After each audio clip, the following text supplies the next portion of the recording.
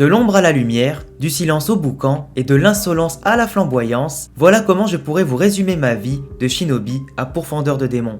Lorsque j'étais plus jeune, j'ai grandi en dehors de toute bienveillance. L'amour, l'esprit familial et les vertus humaines en somme, tout ceci n'était qu'un idéal auquel j'aspirais, mais bien entendu qu'on me refusait. Je suis né dans un clan de shinobi où seuls les concepts de devoir, de mission réussie et de destruction étaient acceptés.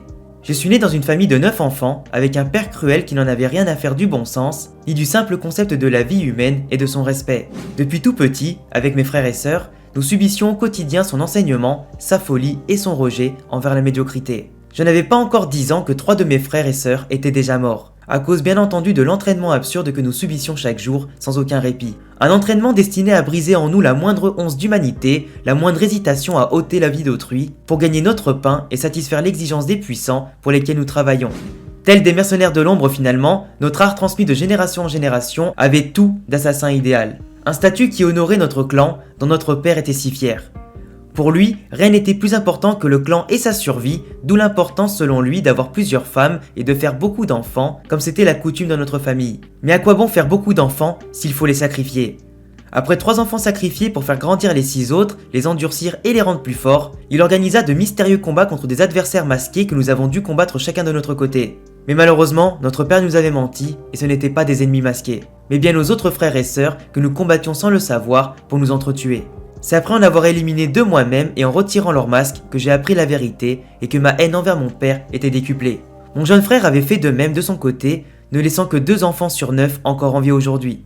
À l'âge de 15 ans et comme le veut la coutume de notre famille, mon père me présenta 3 femmes kunoichi, Makio, Inatsuru et Suma, qui maintenant m'accompagnent dans ma vie au quotidien.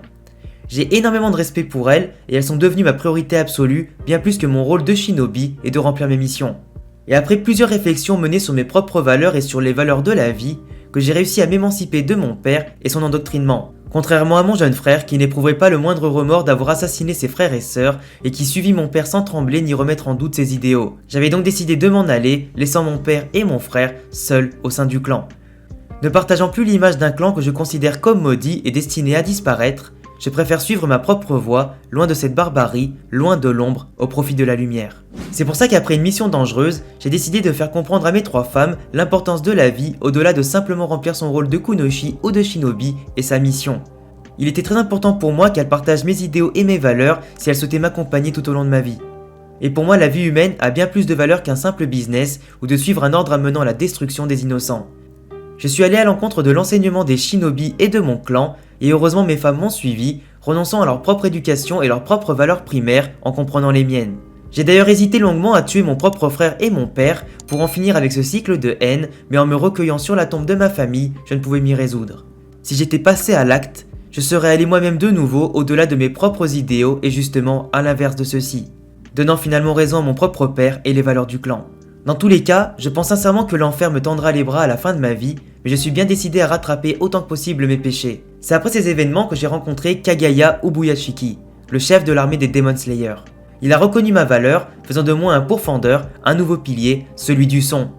À l'éveil de mon souffle, je maîtrisais à présent l'art des shinobi et celui des pourfendeurs, me donnant ainsi une puissance, une vitesse et des compétences supérieures à beaucoup d'ennemis, mais aussi beaucoup d'alliés. Je savais que je pouvais rivaliser avec les meilleurs, et via mon nouveau style et ce nouveau mode de vie, je rencontre enfin le côté flamboyant de la vie que j'ai toujours recherché.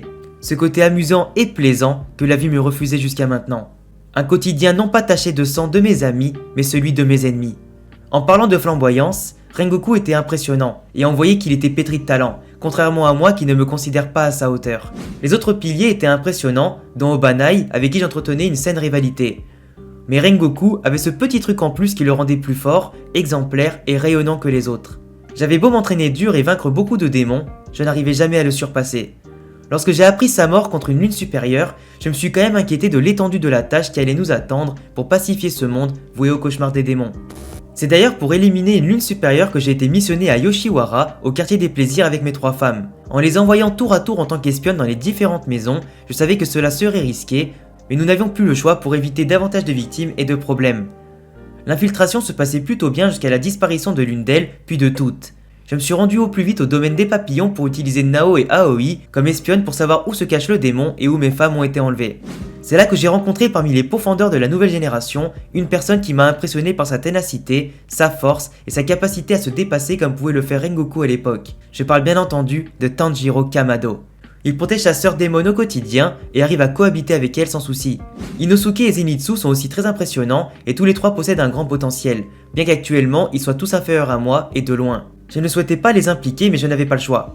Malgré un déguisement totalement dégueulasse, ils ont tous infiltré chacun à leur tour les maisons du quartier des plaisirs et trouvé quelques indices. J'ai pu découvrir que Warabi Hime était en fait un démon à l'origine des disparitions, me poussant à intervenir rapidement pour sauver Inatsuru, puis de découvrir la caverne souterraine pour retrouver Makio et Suma, tout en aidant les plus jeunes.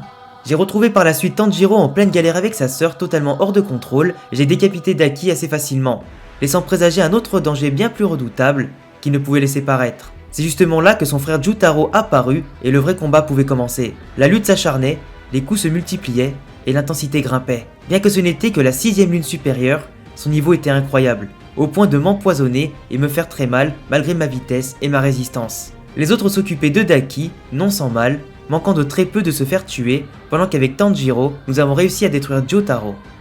De mon côté, j'ai perdu un bras et un œil, mais ce sacrifice m'a notamment permis de protéger mes 3 femmes et la nouvelle génération de pourfendeurs. Nous retrouver sains et saufs vaut bien plus que la mort de ces 2 démons. Nezuko m'a soigné grâce à ses pouvoirs sanguinaires, mais ma carrière en tant que pilier du son venait de s'achever. Je vais enfin pouvoir continuer une vie plus paisible avec les personnes qui me sont chères, après avoir rempli mon devoir avec mes propres valeurs. J'ai ôté une vie démoniaque et non innocente, en protégeant plus que tout les valeurs humaines auxquelles je tiens. Je pense qu'il n'y a pas de meilleur adieu ni récompense que de pouvoir vivre avec ses épouses et nos regards tournés vers l'avenir en oubliant définitivement le passé. Je m'appelle Tengen Uzui, un shinobi et un pourfendeur de démons retraité, au repos bien mérité, qui vient de jouer sa dernière partition.